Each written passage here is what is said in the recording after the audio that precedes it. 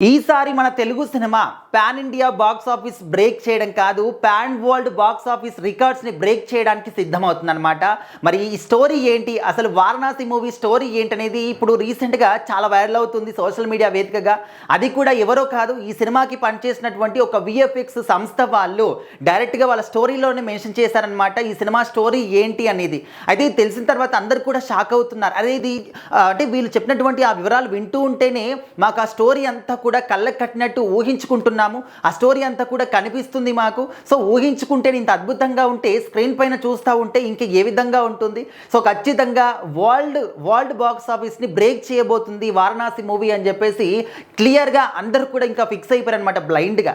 So ఖచ్చితంగా రాజమౌళి గారి cinema అంటేనే పాండియా రేంజ్లోనే తీస్తేనే వాళ్ళని మొత్తాన్ని కూడా షేక్ చేస్తారు. మరి ఇప్పుడు ఇది పాండియా కాదు, ఆయన నిర్మించడమే పాన్ వరల్డ్ రేంజ్లో నిర్మిస్తున్నారు. మరి సినిమా ఏ రేంజ్లో ఉంటుందనేది ఖచ్చితంగా అర్థం చేసుకోవచ్చు. అయితే ఈ సినిమాకి సంబంధించి ఈ స్టోరీ ఏ విధంగా ఉంటుందంటే టైం ట్రావెల్ అని చెప్పేసి మనము ముందే కూడా అనుకున్నాం అనమాట. ప్రియాంక చోప్రా గారు ఒక ఈవెంట్లో కూడా చెప్పారు, టైం ట్రావెల్ లాగా గ్లోబ్ని మొత్తాన్ని కూడా చుట్టేస్తాము ఈ సినిమాలో అని చెప్పేసి కూడా చెప్పారు. సో ఆ తర్వాత భారీగా అంచనాలు పెరిగిపోయాయి. అప్పటి వరకు అసలు ప్రపంచవ్యాప్తంగా కూడా ఎక్కడా లేని బజ్ అంతా కూడా వారణాసి సినిమా పైనే ఉంది. చిన్న గ్లిమ్స్కి ఎంత భారీ రెస్పాన్స్ వచ్చిందో కూడా మనం చూసాం. అయితే రాజమౌళి గారు ఏ సినిమా చేసినా కూడా అప్డేట్స్ అనేవి చాలా లేట్గా ఇస్తూ ఉంటారు. ఒక సంవత్సరానిక 2 సంవత్సరాలక 6 నెలలకు ఏదో ఒక చిన్న అప్డేట్ మాత్రమే ఇస్తూ ఉంటారు.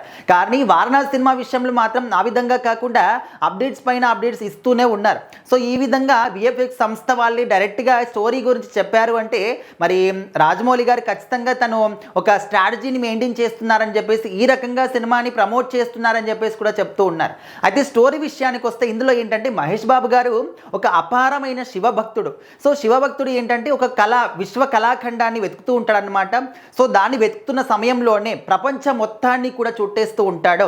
సో అతి పురాతనమైనటువంటి ఆలయాలు, మరుగునపడ్డ ఆలయాలు అన్నిటినీ కూడా ఎక్స్ప్లోర్ చేస్తూ అన్నిటినీ ఎదురైనటువంటి సవాల్ని ఏ విధంగా ఆయన ఛేదిస్తూ ఉంటాడు. సో ఆ విధంగా ప్రతి ఒక్కటి కూడా ఒక సవాల్ లాగా, ప్రతి ఒక్క సీన్ కూడా మనకు ఒక యాక్షన్ సీన్ లాగా, ప్రతి ఒక్క సీన్ కూడా మనకు కళ్ళకు కట్టినట్టు ఎంతో ఇంట్రెస్టింగ్గా కనిపిస్తుంది అని చెప్పేసి కూడా చెప్తూ ఉన్నారనమాట.